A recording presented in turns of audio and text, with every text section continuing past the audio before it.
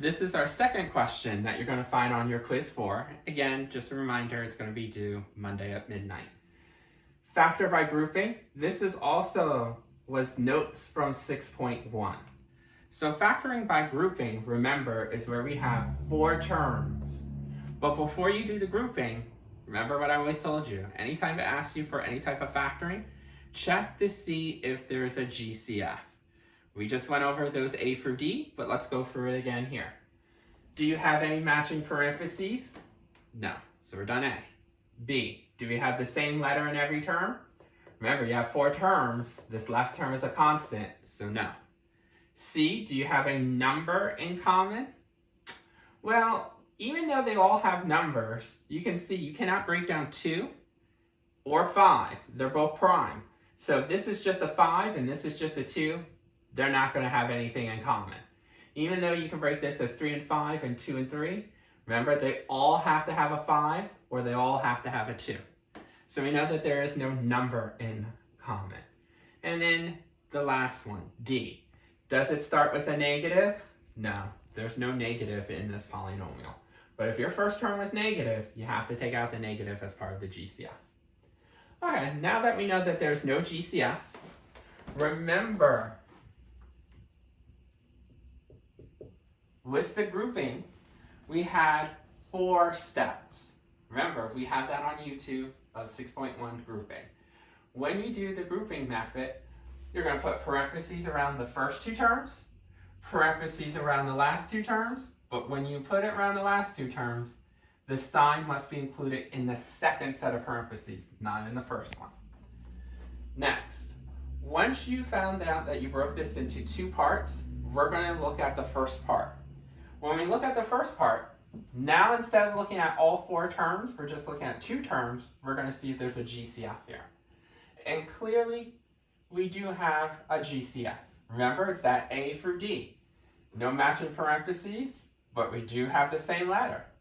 When you have the same letter, you always take out the smallest exponent. You must have an exponent.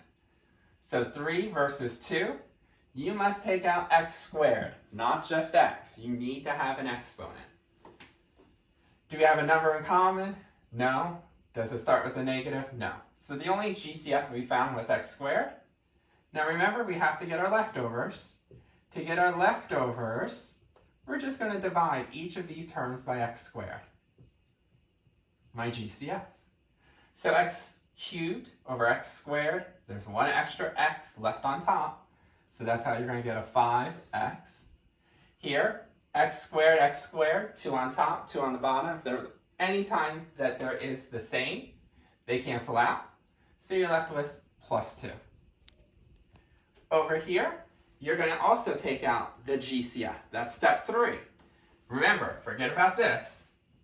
Do we have any GCF? Go for your A through D list. No, we don't have matching parentheses.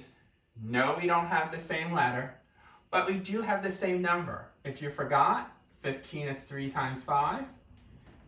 6 is 2 times 3. So you can see they both have a 3 in common. So there is a GCF in the second set of parentheses, a 3. If there was no number in common and no letter, then remember your GCF would be 1.